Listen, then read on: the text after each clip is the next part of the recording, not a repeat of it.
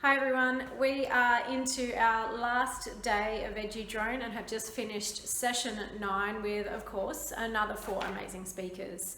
So we opened with keynote Professor Tim Forsman, and he's one of the icons of remote sensing. He's been involved in all sorts of different things, but I personally really liked the little bit of a tale about the Google Earth before it was Google Earth, because that's been such a big thing for me to see how that's been developed and how much easier it is for me to explain to people what I do professionally.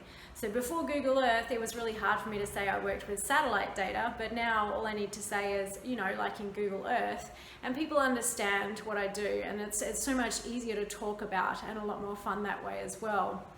Now, Tim also does like outreach and education, and so he does talk quite a lot to middle schools in the US, and it was quite fun to see some of the conversations then starting to happen between him and the other panelists as well. And particularly I see a bit of a connection happening, hopefully, with Tim Hawthorne, who was also on the panel, and he was telling us all about his citizen science GIS, Open Reef and GeoBus. Now he's just gotten back from one of his Open Reef trips where he looks at mapping the islands of the Belize Barrier Reef, and also works a lot with communities, and that's something that we saw coming through with Dr. Patrick Meyer's talk earlier in the week about how important it is to work with those communities and to help educate those who are going to continue to sustain the knowledge and technology into the future, rather than just flying in and doing your thing and getting out there. It's just so important to really work with the locals. And Tim had a really nice story about a young boy that's been working with him now for 4 years and is really taking off with the drones there as well. Now, we also had on the panel Laurie Grabham from American Airlines, and the thing that I really liked about her talk was talking about a hackathon that they did as part of American Airlines that she actually won with her team, and what they were looking at using drones for. And she's talking about using drones to inspect the upper parts of aircraft, where previously they'd used 13 staff to spot the person who was going up to look at the aircraft after a major storm.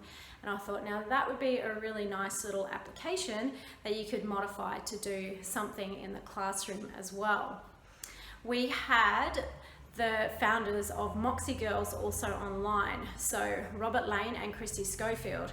Now, they've been doing work with the micro drones for 4 years now, and have been working with groups of girls coming through, and it was really lovely to hear their stories about seeing growth of those girls over time. And some of the girls have been able to follow as well because they know the parents or whatever, and just see the levels of confidence. And of course, you can never be certain that it was your program that allowed them to be the way they are, but we know that if we can get as many touches as possible here in terms of getting girls into technology and getting them exposed. And another theme sort of coming through is just if you can just provide opportunities, so the more opportunities you can provide, the more that students and children are able to see what the possibilities might be.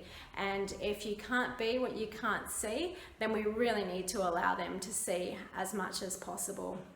So for all that and more within the talks, please jump online and watch the talks. Share what you love with #EduDrone.